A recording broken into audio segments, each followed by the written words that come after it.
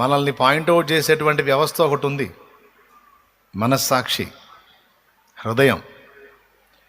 దాన్ని గదిలిచిపోయాడు వాడు. ఇప్పుడు చూడండి, పెద్ద ఆయన వచ్చేటప్పటికి ఆనందంగా పరిగెత్తుకుంటా తండ్రి అని ఎదురుపోవాల్సిన వాడు ఇప్పుడు పోయి దాక్కుని తప్పించుకునే పరిస్థితికి వచ్చాడు. ఎందుకురా ఇట్లా అయిపోయావంటే, భయపడి దాక్కుంటున్నాను, నేను ఇలా ఉన్నాను కదా, ఇలా ఉండి నీ ముందుకు రాకూడదు కదా. అప్పుడు అన్నాడు, ఏమన్నాడు తెలుసా? నీవు దిగంబరివని నీకు తెలిపినోడెవడు? నేను వద్దని తినవద్దని నీకు ఆజ్ఞాపించిన ఫలములు తిన్నావా? అది తింటే నీకు ఆ స్పర్శ వచ్చింది, సొంత జ్ఞానం వచ్చింది, స్వచిత్తం వచ్చింది, స్వయం వచ్చింది. చేసావా ఆ పని అంటే అప్పుడు అంటున్నాడు, నేను కాదండి, ఇదిగో ఈమె ఒకదాన్ని ఇచ్చావుగా నాకు, నా ప్రాణానికి. తిన్నది తినట్లా ఉండాలి, తెచ్చి నాకు ఇచ్చింది పనికి. మళ్ళీ అది ఎట్లాంటిదని నాకు ఎందుకు ఇచ్చావు? తప్పించుకుంటున్నాడు. ఒకటి, దిగంబరత్వాన్ని కప్పిపుచ్చుకోవటానికి దాక్కుంటున్నాడు. రెండు, నేరాన్ని ఒప్పుకోకుండా దాక్కుంటున్నాడు. దేహ విషయంలో దాక్కుంటున్నాడు, నేరాన్ని ఒప్పుకోవాల్సిన విషయంలో కూడా దాక్కుంటున్నాడు. చూడు, దాగటమేక బ్రతుకంతా రహస్యంలోకి వెళ్ళిపోతుంది, మరుగున వెళ్ళిపోతుంది. బాధపడ్డాడు దేవుడు. ఎంత పని చేసావా?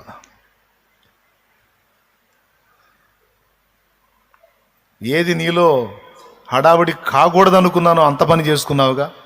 పో, ఇక నీకు మనశ్శాంతి లేదు, పోయింది. ఇక నీ శాంతి ప్రశాంతత పోగొట్టుకున్నావు. నేను చెప్పినటువంటి క్రమంలో ఉన్నంత వరకు నీకు ప్రశాంతత, మనశ్శాంతి, ఆదరణ, ఆనందం. ఇప్పుడు ఇక నీలో దోషారోపణ వ్యవస్థ మేల్కొందే, నేరారోపణ వ్యవస్థ మేల్కొంది. ఇక నీకు సుఖం లేదురా పో అన్నాడు. ఇంకంతే. ఇక అప్పటి నుంచి ఇప్పటిదాకా మనిషికి సుఖం ఎక్కడ తెచ్చింది? దేవునికి స్తోత్రం కలుగును గాక. ఎంతమందికి అర్థమైంది? ఏం అర్థమైంది? అదే ఇప్పుడు నువ్వు చెప్పింది అర్థమైంది. నేనేం చెప్పాను? అదే మేము విన్నది చెప్పావు.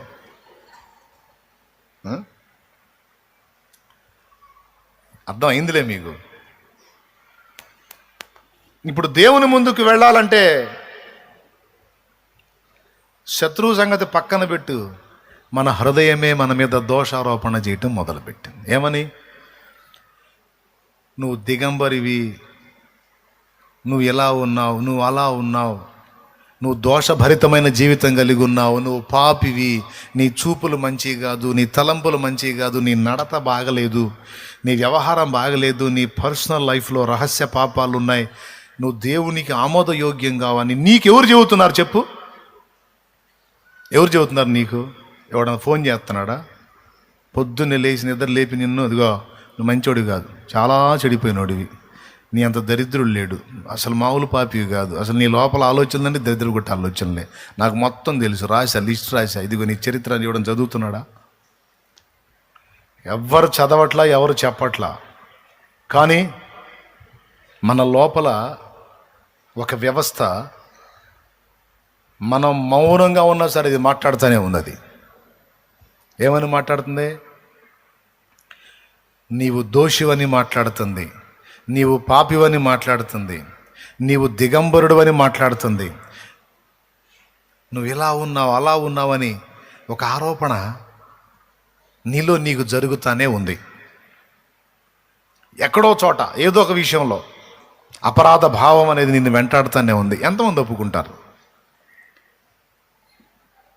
ఇంకా చెప్పాలంటే ఏదన్నా నీకు అంత ఇబ్బంది కలిగితే వెంటనే ముందు అదే గుర్తొస్తుంది, నీకు ఇంతే జరగాలి, మంచిదానివి కాదుగా, అందుకే ఇట్లా జరుగుతాయి, అంతే జరగాలి, నువ్వు మంచోడివి కాదుగా, నీకు ఇంతే జరగాలి, నీ బతుకు మంచిది కాదుగా, నీ బుద్ధి మంచిది కాదుగా, ఫలానప్పుడు ఏం చేసావు, ఫలానప్పుడు ఏం చేసావు అని ఎక్కడెక్కడి అని తవ్వకాలు జరుపుకొని వాటిని ముందు పెట్టుకొని ఇక దోషారోపణ, అపరాధ భావం, నీకు చివరికి ఏమైద్ది అంటే పోయి దేవునికి దూరంగా పోయి దాక్కున్నట్టు అయిపోద్ది.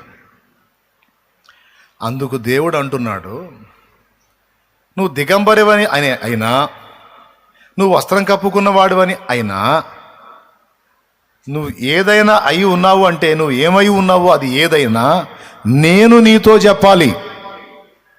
Praise the Lord. గట్టిగా చెప్పు.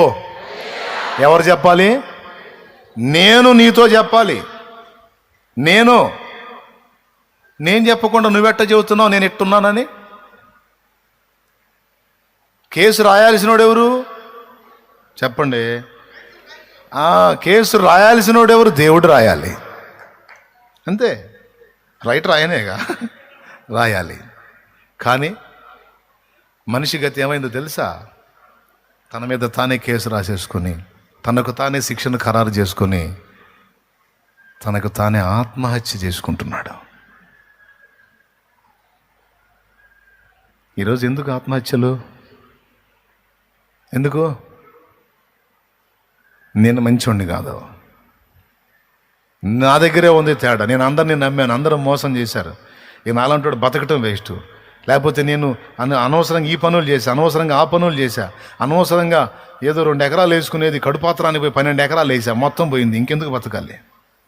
నేనే, నాదే, నా దరిద్రమే. ఏదో ఉన్నంతలో అంతవరకు తృప్తి చెందకుండా వ్యాపారాలను పెట్టి, ఆ వ్యాపారాన్ని పెట్టి అంత దరిద్రం అంతా నెత్తి తెచ్చుకొని ఇంటికి మొత్తాన్ని నాశనం చేశాడు పెట్టా. తప్పు నాదే. ఎందుకు బతకాలి నేను? పురుగు మందే కరెక్టు, ఉరితాడే కరెక్టు, నాలంటోడు బతకూడదు. తనకు తానే డిసైడ్ చేసుకుని, తనకు తానే తీర్పు విధించుకొని, తనకు తానే శిక్ష వేసుకోవటం, ఈ 3 ఎంత ఘోరమైనవో చూడండి. అందుకే దేవుడు అడుగుతున్నాడు, ఆరోపించాల్సినోడు ఎవరు? తీర్పు తీర్చాల్సినోడు ఎవరు? శిక్ష విధించాల్సినోడు ఎవరు? నేను కదా. నువ్వు వస్త్రంతో ఉన్నావో వస్త్రం లేకుండా ఉన్నావో నాకు తెలియదా? రోజు నేను నిన్ను కలుసుకోవటం లేదా? అసలు అది సరే కానీ, నీ దిగంబర దేహమైనా వస్త్రంతో ఉన్న దేహమైనా, అసలు నీ టోటల్ దేహాన్ని, అందులో అవయవాలు మొత్తాన్ని రూపించిన చేతులేవి? నా కుమారుడా, నిన్ను నిర్మించిన చేతులేవి నా కుమారుడా? నావేగా. నా ముందు దాగగలవా? దాచిపెట్టగలవా? ఓరి పిచ్చోడా. సరే, అయిందేదో అయిపోయింది, వద్దన పండు తిన్నావు, అది నా ముందుకు రావాలి కదా. నువ్వు దాక్కున్నావు. ఎక్కడ దాక్కున్నావు? పొదల్లో దాక్కున్నావు బిడ్డ, కనపడకుండా దాక్కున్నావు. భలే దాక్కున్నావే. ఆహా, బాగా దాగేవరా. దిగంబరత్వం కప్పేసుకున్నావా? భలే కప్పుకున్నావే. ఏంటి అయ్యి? ఆకులా? బాగా భలే ఉంటాయిరా. గట్టిగా ఎండ కొట్టిందంటే ఆకులు పెట్లిపోతాయిరా. భలే గట్టి భద్రత ఏర్పాటు చేసుకున్నా. ఓరి మనుషుడా, మొదటి మనుషుడా. చూడండి, తనకు తానే నేనే, నా దరిద్రం, నా కర్మ, నా తప్పులు నేనే చేతులారా చేసుకున్నాను. నేనే.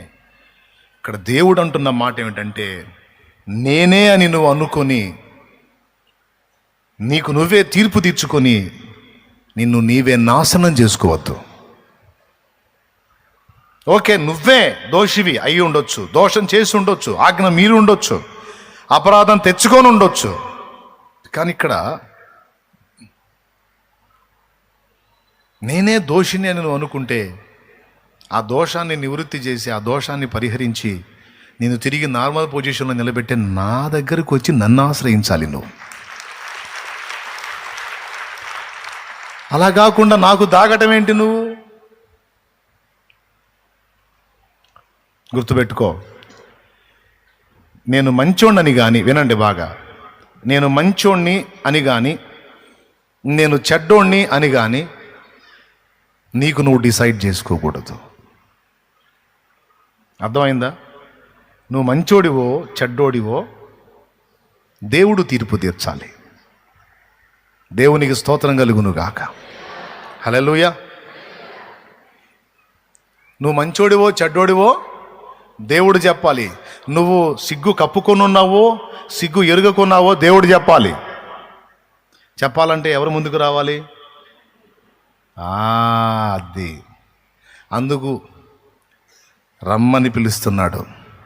ఎవరినే? సర్వ మానవాళిని రండి రండి. ఎక్కడికి రండి? ప్రభువునొద్దకు రండి. వస్తే నీ స్థితి ఏంటో, నీ గతి ఏంటో, నువ్వు సావాలో బతకాలో, శిక్ష పొందాలో విడుదల పొందాలో, పొందితే ఏ శిక్ష పొందాలో, విడిపిస్తే ఎలా విడిపించాలో ఆయన డిసైడ్ చేస్తాడు. రా, ఎక్కడికి రా? దేవుని దగ్గరకు రా. దేవుని యొద్దకు రండి, అప్పుడు ఆయన మీ యొద్దకు అది రండి రండి యేసుని యొద్దకు రమ్మనుచున్నాడు. రండి రండి యేసుని యొద్దకు రమ్మనుచున్నాడు. ప్రయాసపడి భారము మోయువారల, ఆశపడి భారము మోయువారల, పరిగెడు వేగమే ప్రభుని చెంతకు, పరిగెడి వేగమే ప్రభుని చెంతకు రండి రండి యేసుని యొద్దకు రమ్మనుచున్నాడు. దేవునికి స్తోత్రం, దేవునికి స్తోత్రం. కానీ ఏం చేద్దాం, మనిషి దాక్కుంటున్నాడు పోయి. ఇప్పుడు ఏం జరిగిందో తెలుసా? మానవుడు దేవుని యొద్దకు రాకుండా దాగిన కారణం చేత దేవుడే మానవుని యొద్దకు దిగి రావాల్సి వచ్చింది. అది జరిగిన విషయం. అర్థమైందా?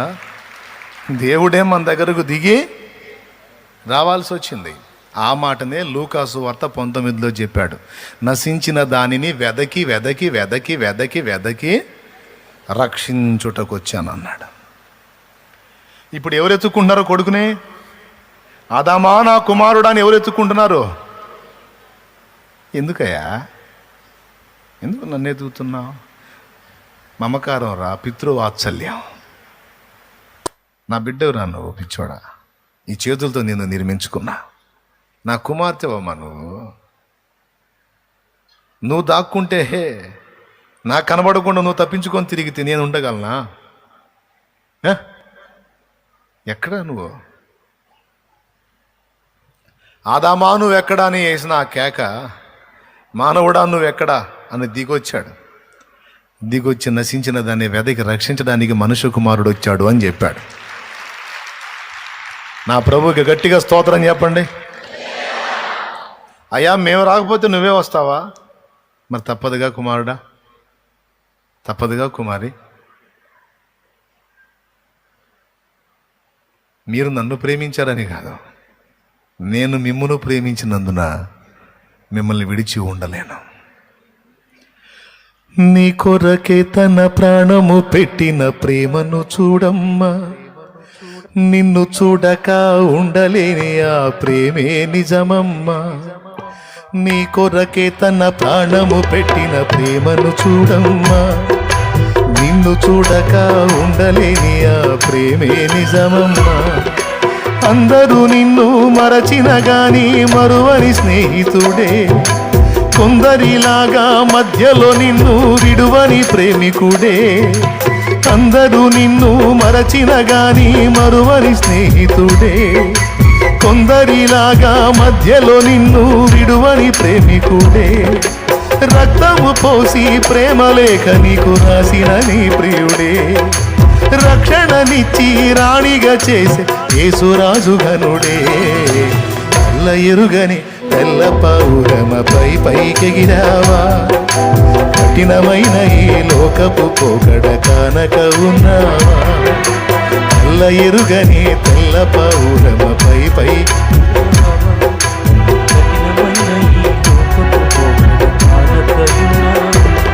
అయ్యో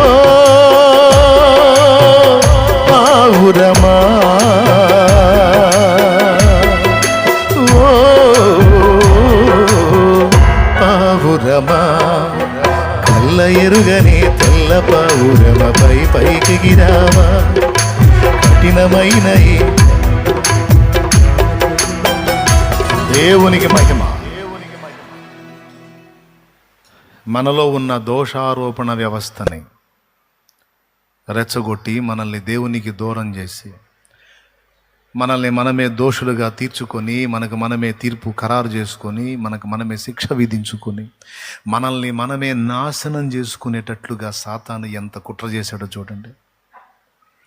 ఇప్పుడు మనల్ని మనం అలా నాశనం చేసుకోకుండా, మన ఆత్మలను మనమే నశింపజేసుకోకుండా, మన ప్రాణములను మనమే తీసుకోకుండా విడుదల పొందాలంటే ఏం చేయాలి?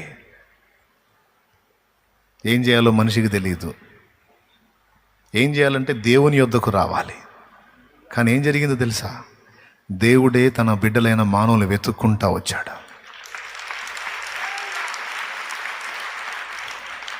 ఈ ఆదాము నేను వద్దన్న పని చేయనే చేశాడు, ఛీ అని వెళ్ళిపోలా, వెతుక్కున్నాడు. ప్రేమ ప్రేమ చూడు. తర్వాత ఏం చేశాడు? ఎక్కడయ్యా నువ్వు అంటే అప్పుడు వచ్చాడు. నీ స్వరము విని దిగంబరిగా ఉంటిని కదా, అందుకని భయపడి దాక్కున్నాను. ఓ అంటే దిగంబరత్వం పాపమా? దిగంబరిగా ఉంటిని కనుక భయపడి దాక్కుంటానంటే దిగంబరత్వం పాపమా? ఏది పాపం? వద్దన్న పని చేయటం పాపం.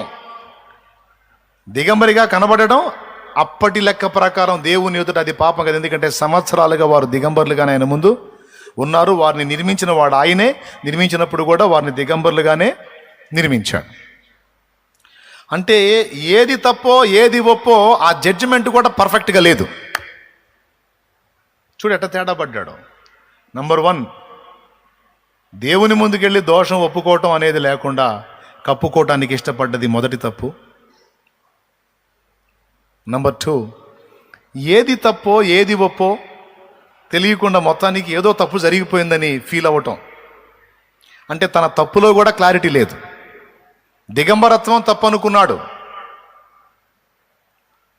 కానీ ఆజ్ఞాతిక్రమం తప్పు అనుకోవాలా. ఉద్దన పని చేశాడు, అది తప్పు అనుకోవాలా. అంటే ఆ తప్పును ఒప్పుకోవట్లా. అంటే నేను కరెక్ట్గా లేదేవా, అందుకని నువ్వు సడన్గా పిలిచేసరికి నేను నగ్నంగా ఉన్నాను, అందుకే సిగ్గేసింది, భయం వేసింది, అందుకే దాక్కున్నాను. అంటే ఉద్దన్న పండు తిన్నందుకు కాదు, నగ్నంగా ఉన్నాను. 2, 3వది ఉద్దన్న చేసావా, తినొద్దన్న తిన్నామంటే నేను కాదండి, ఎప్పుడన్నా చేశానా నేను అట్లా? తండ్రి ఇంతకాలంగా మీ మధ్య ఉంటున్నాను, మీతో ఉంటున్నాను, నేను ఎప్పుడన్నా చేశాను? ఇదిగో ఈ మనిషిని అవసరంగా నాకు తగిలిచ్చావు, చూడు ఏ గతి చేసిందో నన్ను. అయ్యయ్యో, దాక్కునే తత్వం, రైట్ జడ్జిమెంట్, తప్పుని కరెక్ట్గా గుర్తుపట్టేటువంటి పొజిషన్ లేకపోవటం. నెంబర్ 3, ఇతరుల పైన ఆరోపణ చేయటం, ఇతరులను నిందించటం. ఈ 3 తత్వాలు ఆ మొదటి మానవుల్లో కనబడ్డాయి. ఆ రక్తమే పంచుకొని పుట్టిన మనందరిలో అదే తత్వం స్పష్టంగా కనపడుతుంది. మనం కూడా దాక్కోవటానికే ట్రై చేస్తాం. నంబర్ 1. నంబర్ 2, ఏ తప్పులో ఏ ఒప్పులో అసలు మనకు అర్థమై సావదు.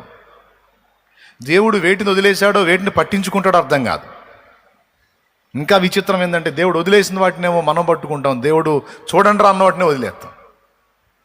సో అక్కడ కూడా మన బుర్ర 2. 3వది, మన సమస్యకి ఇతరులు కారణమని ఇతరులను బాధ పెడతాం, ఇతరుల మీద ఆరోపిస్తాం. ఈ 3 తప్పే. దేవుడు ఈ 3టిని ఒప్పుకోడు. నువ్వు దాక్కుంటానంటే దేవుడు ఒప్పుకోడు. రా నా ముందుకు అని పిలుస్తాడు. ఇది తప్పండి ఇది ఒప్పండి అని దేవుని ముందు చెప్పడానికి ట్రై చేయకూడదు. ఏది తప్పో ఏది ఒప్పో ఆయన డిసైడ్ చేస్తాడు. హల్లెలూయా, హల్లెలూయా. అలాగే వీళ్ళ వల్ల వాళ్ళ వల్ల అని చెప్పడానికి కూడా లేదు.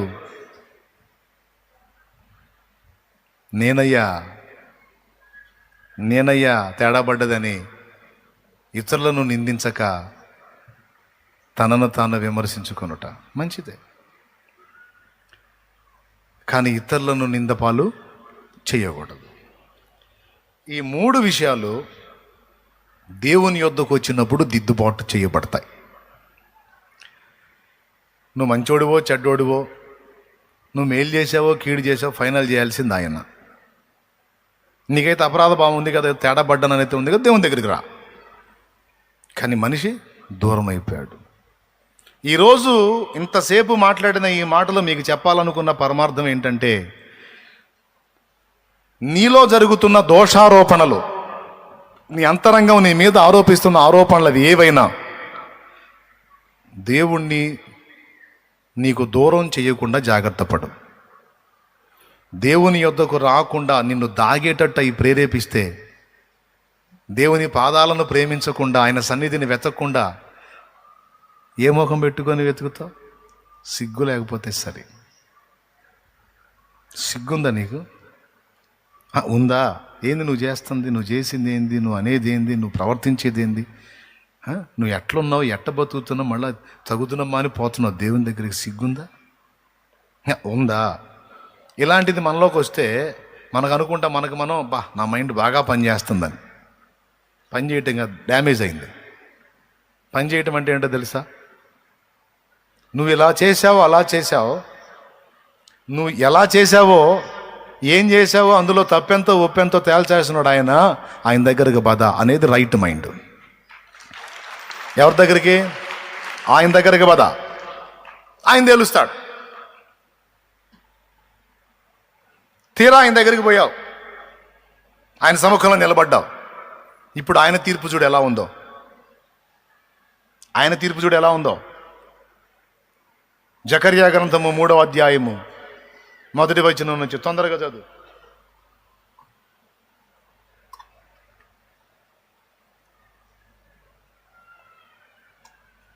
మరియు యెహోవా దూత ఎదుట ప్రధాన యాజకుడైన యెహోషువ నిలువబడుటయు, సాతాను ఫిర్యాది అయి అతని కుడిపార్శ్వమున నిలువబడుటయు అతడు నాకు కనుపరచెను. సాతాను, యెహోవా నిన్ను గద్దించును, యెరూషలేమును కోరుకొను, యెహోవా నిన్ను గద్దించును. మొదటి వచనం ఒకసారి చూసుకోండి, చదువు.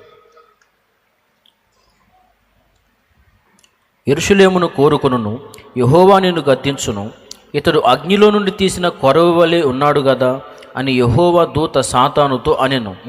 యెహోషువ మలిన వస్త్రములు ధరించిన వాడై దూత సముఖములో నిలువబడి ఉండగా, దూత దగ్గర నిలుచున్న వారిని పిలిచి ఇతని మైల బట్టలు తీసివేయుడని ఆజ్ఞాపించి, నేను నీ దోషమును పరిహరించి ప్రశస్తమైన వస్త్రముతో నిన్ను అలంకరించుచున్నానని సెలవిచ్చాను. ఒక్కసారి ఆ 4 వచనాలు అబ్జర్వ్ చేయండి మీరు.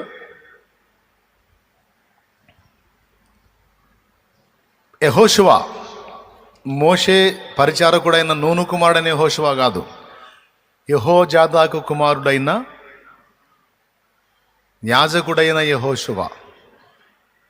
అర్థమైందా? ఈ యాజకుడు యెహోషువ. ఈయన మలిన వస్త్రాలతో నిలబడ్డాడంట దేవుని సముఖంలో. ఎక్కడ నిలబడ్డాడు? చెట్ల చాటును కాదు. ఎక్కడ నిలబడ్డాడు? బార్ షాప్లో కాదు. ఏందిరా ఇంత బాప్తీసం తీసుకున్నానంటివి, చర్చికి పోతున్నానంటివి, మళ్ళీ ఏందిరా ఏంది షాప్ అమ్మిడి కనపడుతున్నావు ఏందిరా? నేను తగనలేరా దేవుడికి? ఒరి ఎందుకురా తగనలేరా?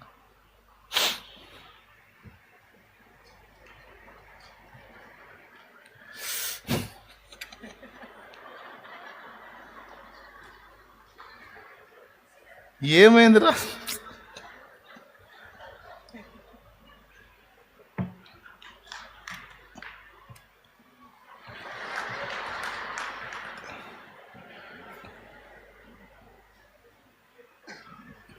ఏమైందిరా?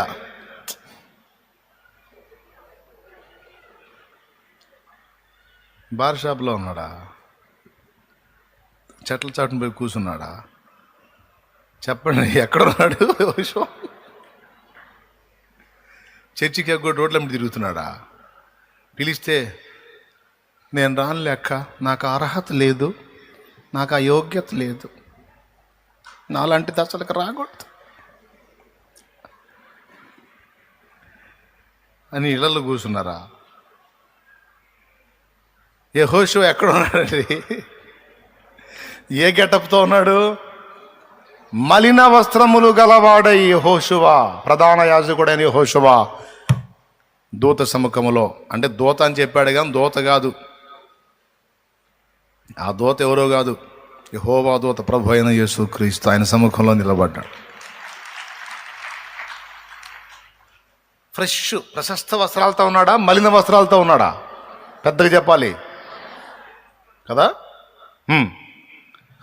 ఆ మాలిన్యం సంగతి ఏందని వచ్చాడు ఫిర్యాది,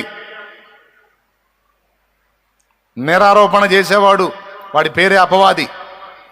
ఇక వాడికి రెండో పని లేదు, మన మనసుని అపవాదులతో నింపుతాడు, ప్రేరేపిస్తుంటాడు. నువ్వు అట్లా తేడా ఇట్లా పొద్దు గూగుల్ వాడి సోపదే. అక్కడే మన మనశ్శాంతిని దొంగిలించేవాడు. రక్షణానందం లేకుండా, ప్రశాంతత లేకుండా, ఆదరణ లేకుండా, మనశ్శాంతి లేకుండా, ధైర్యం లేకుండా, నిబ్బరం లేకుండా మనల్ని నానా రకాలుగా చీల్చి చెండాడేది వాడు. ఈ పాయింట్ల దగ్గరే వాడు వచ్చి అంటాడు, చూడు చూడు ఆ మురికి చూడు, ఆ కథ చూడు, చూడు ఆయన అవతారం చూడు, ఆయన బతుకు చూడు.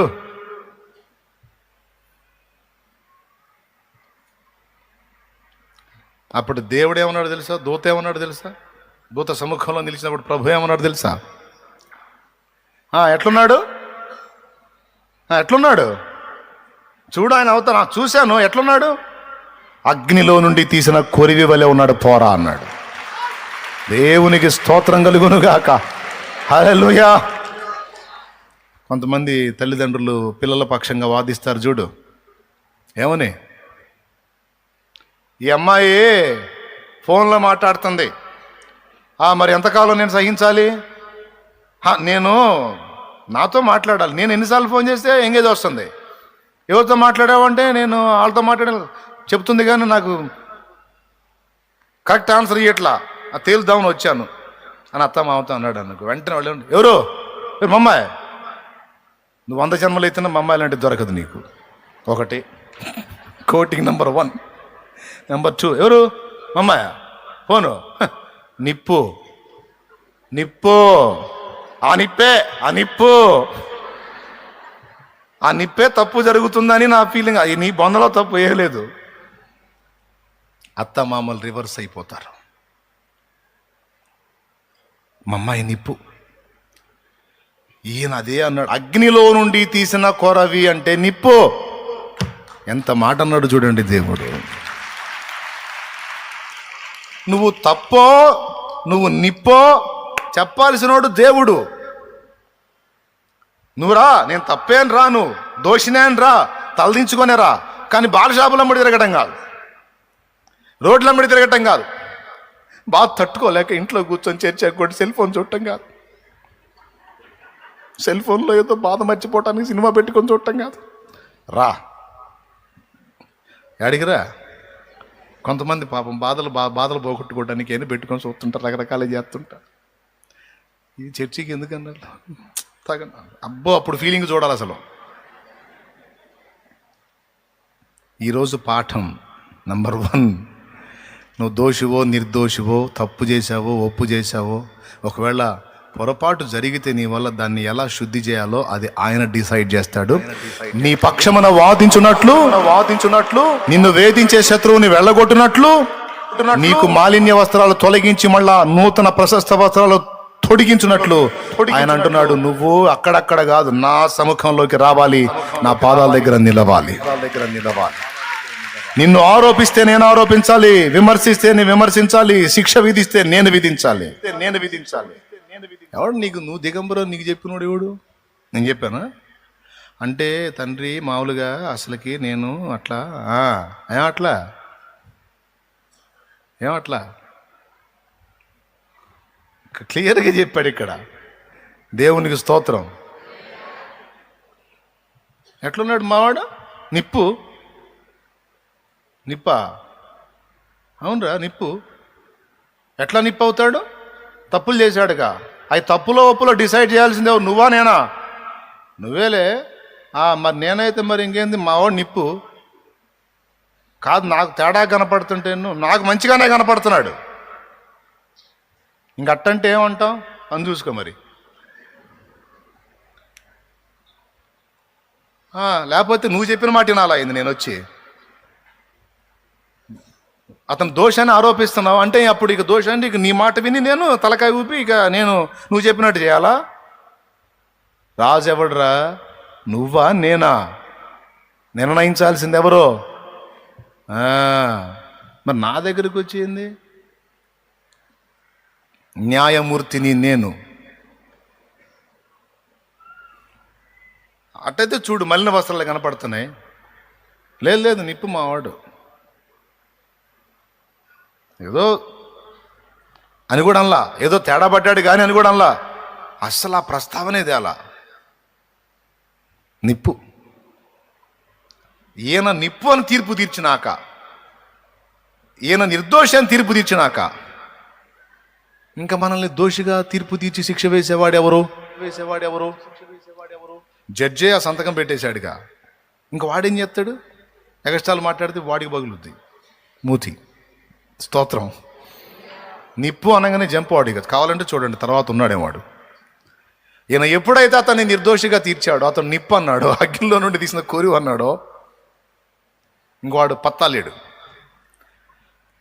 అయితే వినండిక, అయితే తర్వాత యెహోషువ పోనాయన పో, చూసుకో, కాస్త చూసుకొని బయటపడకుండా చెయ్యి. ఏంటి పాపాలు ముసుగులో చేయి, ఏంట్రా వాడికి దొరికేవేరా? ఎంత తెలివిగా చేయాలి, ఎంత బ్యాలెన్స్గా ఉండాలి తప్పు చేసేటప్పుడు అని చెప్పి సలహాలు చెప్పి పంపించాడా? ముసుగులో చేయనన్న, జాగ్రత్త చేయనన్న, బయటపడకుండా చేయనన్న, మెసేజ్ పెట్టినా కూడా అంటే డిలీట్ చేయాలరా, ఎవడికి తెలియకూడదు. ఐఫోన్ వాడా? ఐఫోనేనా? అదేనా కాల్ రికార్డుగా అంది? ఏ ఫోను? పెద్ద పెద్దోళ్ళ చేతిలో ఉంటుంది కదండి వాడు. దేవునికి స్తోత్రం. నాకు కూడా వచ్చింది గిఫ్ట్, నేను వాడట్లే దాన్ని, ఎందుకంటే ముసుగులు లేవు. దేవునికి స్తోత్రం కలిగి ఉన్నా. అల్లెల్లే ముసుగులు లేవు. ముసుగులు ఉంటే ముసుగు ఫోన్లో అవసరం, నాకు ముసుగు లేదు కాబట్టి నేను వాడను, అవసరం లేదు. అవకాశం ఉంటే అమ్మి ఏదో కూటానికి వాడతా. దేవునికి స్తోత్రం. లేకపోతే అట్ట పెడతా, ఎప్పుడన్నా ఇది పగిలిపోయినప్పుడు ఇది పనికి వచ్చింది. ప్రస్తుతం వాడేది ఏదన్నా ఫోన్లు చేసుకోవడానికి అట్ట. ప్రియులారా, ఇందు మూలంగా మీ యవన మందికి తెలియజేయటం ఏమనగా